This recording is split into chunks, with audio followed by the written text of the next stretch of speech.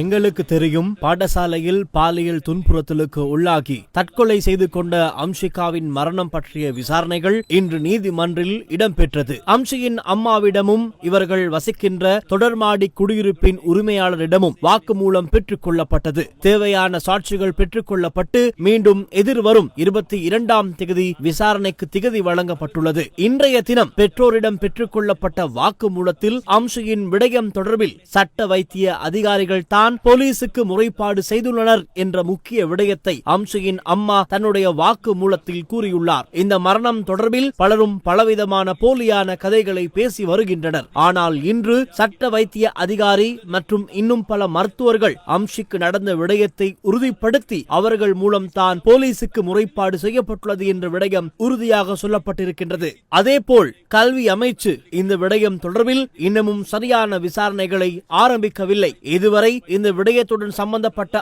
ஆசிரியருக்கு சம்பளத்துடனான விடுமுறை தான் வழங்கப்பட்டுள்ளது. சம்பளத்துடன் கட்டாய விடுமுறையில் அவர் இருக்கின்றார். சம்பளத்தையும் பெற்றுக்கொண்டு வீட்டில் இருக்கின்றார். இன்னும் சிலர் சில வாட்ஸ்அப் குழுக்களை திறந்து அவற்றினூடாக போலியான விடயங்களை பேசி வருகின்றனர், பகிர்ந்து வருகின்றனர். எது எப்படி இருப்பினும் இறந்த மாணவிக்கு நீதி கிடைக்க வேண்டும். கடந்த நாட்களில் மகளிர் மற்றும் சிறுவர் விவகார அமைச்சு மற்றும் இன்னும் பல அமைப்புகள் பல்வேறு கருத்துக்களை வெளியிட்டனர். இப்போதுதான் சரியான விசாரணைகள் இடம்பெற்றுக் கொண்டிருக்கின்றது. இனியும் இப்படியான சம்பவங்கள் இடம்பெறக்கூடாது. பாடசாலைகள் மாணவர்களுக்கு பாதுகாப்பை தரக்கூடிய ஒரு இடமாக மாற்றப்பட வேண்டும். ஆகவே இந்த விடயத்தில் இருந்தாவது இனி இடம்பெறாமல் இருக்க நடவடிக்கை எடுக்க வேண்டும். நீதிமன்றத்தில் கிடைக்கப் போகும் தீர்ப்பில் இருந்து இனி இப்படியான செயற்பாடுகள் இடம்பெறாமல் இருக்கும் என்று நாம் எதிர்பார்க்கின்றோம். இந்த விடையில் வந்ததால் தான் இது பற்றி அனைவருமே அறிந்து கொண்டோம். இதேபோல் வெளிவராத ஏராளமான சம்பவங்கள் உள்ளது. இனி இந்த மாதிரியான விடயங்கள் இடம்பெற்றாலும் அவற்றை பிள்ளைகள் வெளியில் பயப்படாமல் சொல்லக்கூடிய ஒரு சூழலை உருவாக்க வேண்டும். அதேபோல் பிரத்யேக வகுப்பு உரிமையாளர்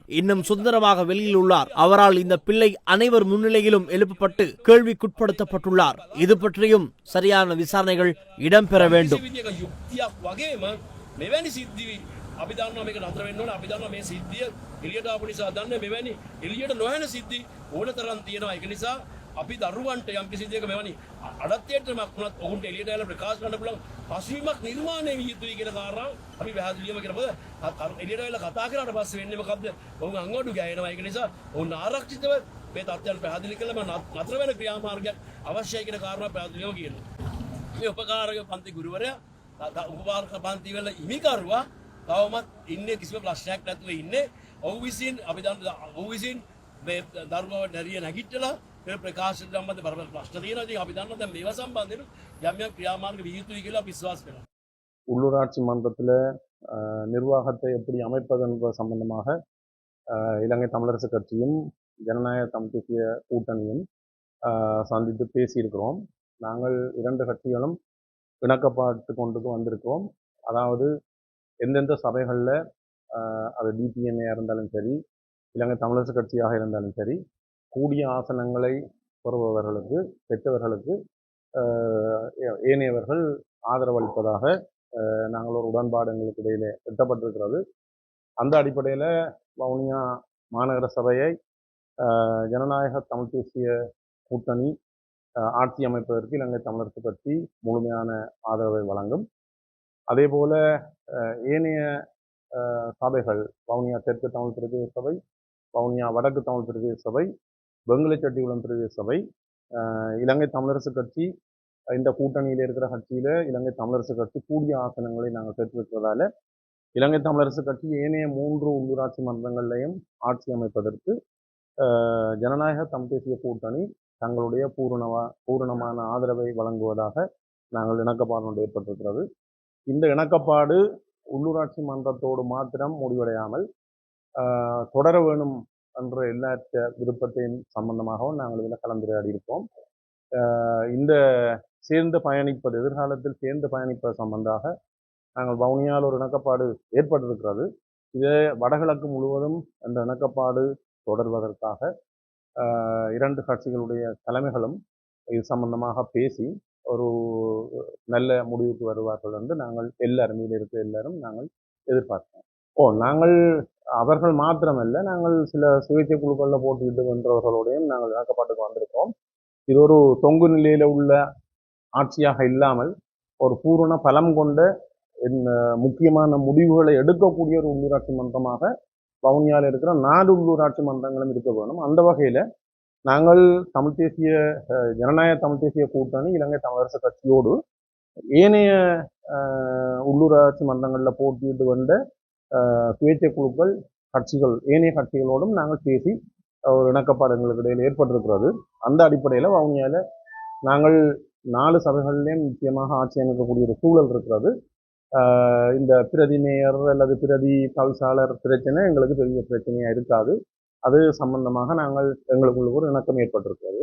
அது நாங்கள் சபை அமைக்கிற நேரத்தில் அது பிரதி மேயர் அல்லது மேயர் அந்த விஷயங்கள் அன்றைய தினம் வெளிப்படுத்தப்படும். நாங்கள் இணைந்த வடக்கு கிழக்கு முழுவதிலும் இலங்கை தமிழரசு கட்சியும் ஜனநாயக தமிழ் தேசிய கூட்டணியும் இணைந்து பயணிப்போம். மாவட்டங்களில் ஒவ்வொரு சுயேட்சை குழுக்கள் இருக்கிறது, ஒவ்வொரு கட்சிகள் கூடிய ஆசனங்களை பெற்றிருக்கிறார்கள். நாங்கள் கூடிய ஆசனங்களை பெற்ற இடங்கள்ல ஏற்கனவே அந்தந்த சுயேட்சை குழுக்கள் கட்சிகளோடும் வவுனியாவில் எப்படி பேசினமோ அது மாதிரி பேசியிருந்தோம்.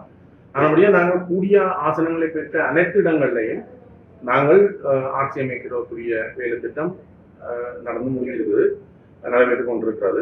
இப்போ சில இடங்கள்ல எங்களுக்கு ஆட்சி அமைக்கிறதுக்கு உதவி செய்கிற இந்த தமிழ் தேசிய கட்சிகளுக்கு வெளியில இருக்கிற சுயேட்சை குழுவோ அல்லது வேறு கட்சிகள் இருந்தால் கூட அவர்களுக்கு ஒரு நிபந்தனை ஒன்று இருக்கிறது, தங்களுக்கு ஆட்சி அமைக்க உதவி செய்ய வேண்டும் என்று அது பேசியிருக்கிறோம். இறுதி முடிவு எடுக்கப்படவில்லை. ஆனால் இலங்கை தமிழரசு கட்சியும் ஜனநாயக தமிழ் தேசிய கூட்டணியும் வடகிழக்கு முழுவதும் நாங்கள் ஒன்றாக பயணிப்பது என்ற அந்த முடிவு எடுத்தோம். நாங்கள் எது வேண்டாம் என்று எல்லாரும் இலங்கை மக்கள் யோசிச்சினோமோ, சர்வாதிகாரம் வேண்டாம், கடத்தல் வேண்டாம், கொள்ள வேண்டாம், கற்பழிப்பு வேண்டாம் என்றுதான் 3% ஆசனங்களை பெற்று ஜேவிபிக்கு 42% கொண்டு வந்து இந்த மக்கள் தெரிஞ்சு விட்டுருக்கு. இல்லை நாங்கள் 3% தான் போகிறோம்னா அவையில பிரச்சனை, அவையில் அப்படி சொல்லிக்கணும்னா அவையில பிரச்சனை. மற்றது இப்போ நாங்கள் வடக்கு மாகாணத்தில் தமிழரசு கட்சியோ அல்ல தமிழ் தேசிய கட்சிகளை வச்சு செய்வோம் என்றால் அப்படின்னு சொல்லப்பட்டது. என்னத்தை வைக்க போற, யாருக்கு செய்ய போற, அந்த விஷயங்களை சொல்ல வரும். என்றால் வச்சு செய்கிறதுக்கு வடக்கில் இடம் இல்லை. இதே ஸ்டைல்ல ஜேவிபி அல்லது என்பிபி போகுமாக இருந்தால் நாங்கள் ஒன்றுமே சொல்ல தேவையில்லை, மக்கள் முடிவே இருப்பார். என்னோட தேர்தல் வரப்போகுது, மக்கள் சரியான முடிவு இருப்பார்.